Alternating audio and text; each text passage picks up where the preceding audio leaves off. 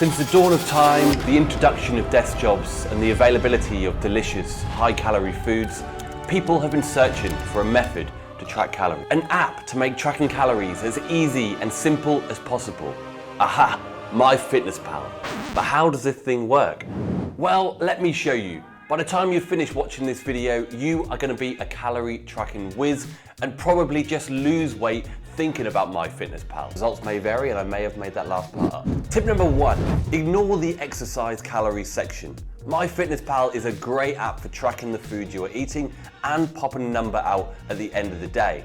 It is not very good at estimating how many calories you have burnt. In fact, it is terrible for that. You are not a hamster. You do not need to earn your food. You can disable this function by unlinking any trackers or just ignoring it altogether. Click on the 3 little lines, click on apps and devices, click on connected and unlink them. Tip number 2 is to set your own macro targets. Some of you may be thinking, what the fuck is a macro target?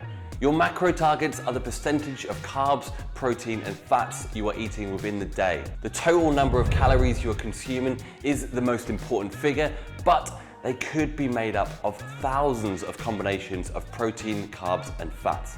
For most people trying to look better, be fitter and improve general health, these are my recommendations. Protein, a minimum of 25%, fats, a minimum of 20%, carbs, the rest.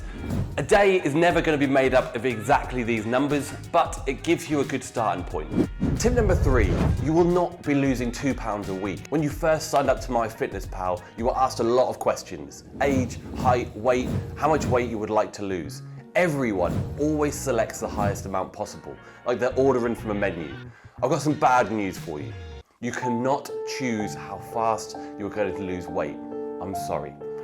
Now the doom and gloom is over, I'm hoping that you've come to terms with the fact ticking that box doesn't guarantee you anything, apart from being very hungry. Weight loss is not linear, so please stop expecting it to be. Tip number 4, search using brand names. When using the search function at the top, most people just use a generic title and then select the one with the lowest amount of calories. To make sure the data that MyFitnessPal pops out is helpful and accurate, we need to make sure that we are inputting helpful and accurate data. Use specific brand names and types of foods you are eating to give you the most accurate and representative number. Tip number 5 is to scan packets. Who has all this spare time for searching anyway? Instead of wasting all of those delicious calories on unnecessary typing, just use the barcode scanner. Hit the button next to the search bar and then just scan the food you're eating. Tip number 6 is to save the recipes. We are creatures of habit and rarely venture out of routine. The same applies with our food choices. And when we find foods we enjoy, the kids will actually eat, and are easy to make, we tend to eat them over and over and over again. Instead of typing all of the ingredients or scanning the packets 27 times for a spaghetti bolognese, just save the original recipe. Once you have all of the foods in the food diary, just hit the 3 little dots and then add to recipes. As long as you're making the same portion size again, you can just add from your recipes every single time. Tip number 7, pre-plan your day. If you just wake up, head straight out the door to work and say I'll grab some food at work, the chances are you are not going to be making sensible food choices. When was the last time you went into a supermarket hungry and fancied a salad? Exactly.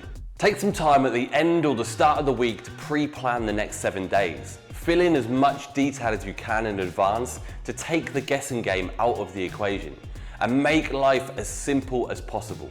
Yes, it may change, but at least you have made an effort. Tip number 8, if you need to guess, overestimate. When you go around a friend's house and they serve up a lasagna, you are not going to be digging through the bins trying to find all the packaging and start scanning it on MyFitnessPal. In these sorts of situations, we're going to have to guess. Search for a generic option of lasagna and overestimate slightly. Add 10 to 15% on your portion size and you're probably in the ballpark figure. Tip number 9, use the food scales when first starting out. We're particularly terrible at guessing how much foods weigh, especially as we get hungry. That small portion of peanut butter was in fact 15 times bigger than the recommended portion size. Quickly putting it on the food scales and taking an accurate measurement is going to make sure that you are putting the most accurate data into MyFitnessPal. It recalibrates our eyes once in a while and you will not need to do this forever. I'd recommend it when you're initially starting out and if progress is stalled later on down the line. Tip number 10, it's all a bit of a guess. Don't get too caught up in the exact figures, exact percentages, and try to aim for whole round numbers. There are inaccuracies in almost every single part of the process. Most of the entries are user generated with missing or incorrectly filled numbers. The cooking process changes the calorie value. The amount of calories our body absorbs is going to change for each person. Instead of lying awake at night and losing sleep over it, just accept that we are trying our best. You're trying to track calories to give you a better awareness of the amount of food you're putting into your mouth to have an impact on your body. You are not sending a rocket up into space with some advanced mathematical models. Relax and enjoy the process. I hope you've enjoyed this video, and if you've made it this far, I would really appreciate it if you liked or subscribed to stroke my very fragile ego.